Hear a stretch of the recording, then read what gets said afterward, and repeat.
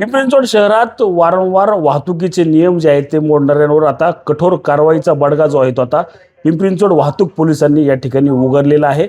कोटींचा दंड जो आहे तो या ठिकाणी आता ठोठावलेला आहे. याच संदर्भात बोलण्यासाठी आपल्यासोबत वाहतूक DCP विक्रांत देशमुख आहेत. सर काय सांगाल? पाहिले तर पिंपरी चिंचवड शहरात अनेक ठिकाणी जे आहेत ते बेशिस्त वाहन चालक पाहायला मिळतात. मोठी कारवाई त्यांच्यावर केली आहे. नक्की ही काय कारवाई त्यांच्यावर करण्यात आली? मागील 6 महिन्यामध्ये आम्ही जवळपास 4 लाख वाहन चालकांवर जे नियमभंग करत आहेत त्यांच्यावर आम्ही कारवाई केलेली आहे. याच्यात जर तुम्ही बघितलं तर ट्रिपल सीट, जे ड्रंक अँड ड्राईव्ह, त्याचबरोबर जे सिग्नल जम्पिंग करत आहेत, असे वेगवेगळे हेड्स आहेत त्याच्या अंडर आम्ही ही कारवाई केलेली आहे. ड्रंक अँड ड्राईव्हचा तुम्ही विषय घेतला. किती यामध्ये आतापर्यंत केसेस तुम्ही केलेत आणि त्याची कारवाई कशा पद्धतीने असते?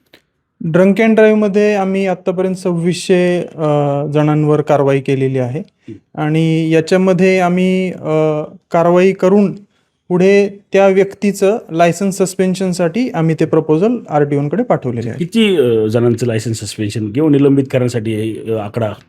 साधारणतः 2600 जणांचं आम्ही लायसन्स सस्पेन्शनसाठी प्रपोजल पाठवलेला आहे.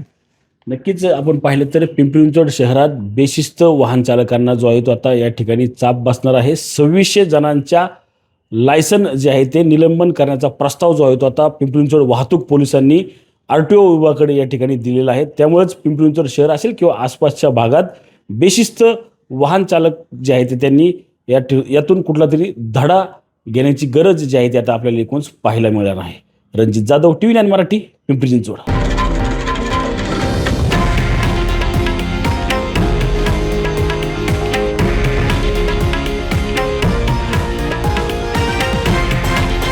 हे आहे देशातील नंबर 1 न्यूज नेटवर्क आणि आपण पाहत आहात TV9 मराठी, एकमेव.